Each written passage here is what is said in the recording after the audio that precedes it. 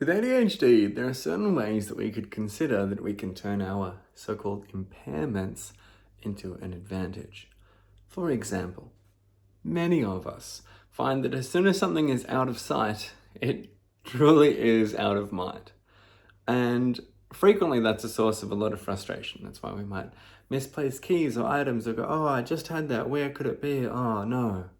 Or we might go to the shops and buy a new carton of milk, even though we've got some in the fridge already.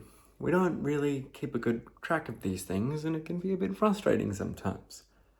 But we can use this to our advantage, specifically when we have specific habits that we might be trying to break or adapt or get out of. Because what this allows us to do is to play with our environmental cues. We are more receptive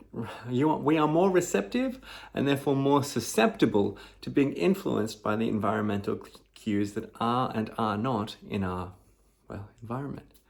And what's an environmental cue? For example, someone who loves a drink and sees the bottle of wine on the counter from the night before. They see that, and then all of a sudden their brain goes, oh yeah, yum, love that. Oh, I really want one now. Had they not seen that cue, they may not have had that response that may then prompt them to start craving a drink, for example. Or, we can go the other way. We can put something in our environment. We might have bin day coming up, and we might make sure that we put a rubbish bin in the middle of the room or something, or in the middle of our doorway, so that we step into it and go, oh yeah, it's a thing I have to do. It's actually quite a common thing that a lot of people with ADHD stumble into using systems like that. Another thing that's quite common is if we want to go to the gym the next day, then we might put like our runners, like our running shoes, Hanakis, whatever, and our gym gear on the couch that we might see as soon as we step out of our door. First thing that we'll see might be the shoes, or maybe they might be on the floor in the hallway. And we'll run into them and go, oh yeah, I'll put those on. I'll go to the gym. Nice. We can use these environmental cues to our advantage. And we can also use our... It's kind of like that object permanence that happens with really quite young, really young, like babies. Where as soon as it's why the game Peekaboo is so effective. The game of Peekaboo, where you go, Peekaboo, and when you do this, it's like you don't exist to that baby, that child. Because as soon as they can't see you, you kind of phase out of existence. That's what object permanence is about. And it's this concept that as soon as an object isn't visible, well, then it's not permanent, it's gone. So we can use this ourselves, and very frequently one of the ways that we can do this might be, for example, the person who rather enjoys a drink might want to really make sure that when they finish having their glass of wine or whatever that evening, they don't just leave the wine glass sitting around. They don't even just leave it in the sink. It's worth taking the time to wash that and put it away in the cupboard so you can't see it.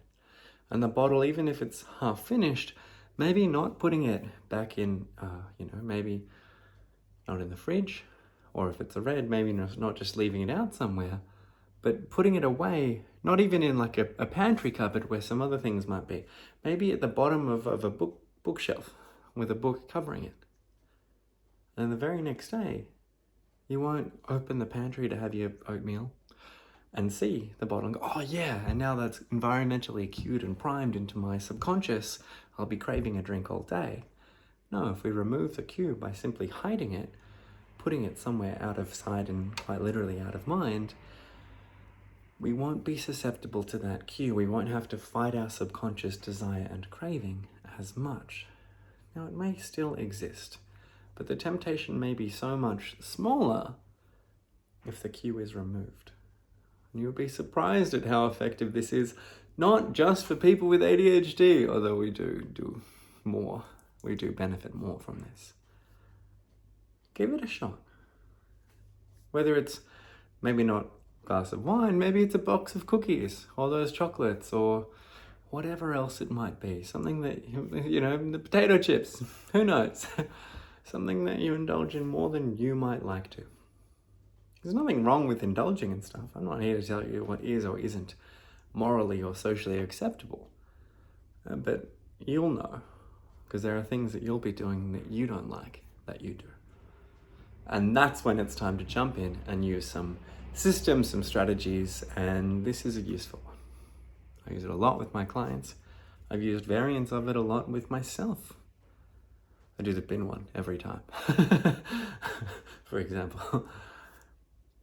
Really helpful, really useful, and I hope that it helps and serves you. And if you can think of any ways that you might plan to be implementing this, write them in the comments now, not just because I'm interested, but because it will help you follow through on it. Take the time, 5-10 seconds, and write something now, and it'll help get the idea into your mind. It'll make you 5 times more likely, I'm making up that statistic, but you get the point. It'll make you much more likely to actually follow through on doing it. So chuck something in now for your own benefit. And when you've done that, hit like and then hit subscribe, because I make a new video every single day. And if you've gotten this far, you clearly like something about what I'm doing. So hit subscribe, and I'll see you in the next video tomorrow.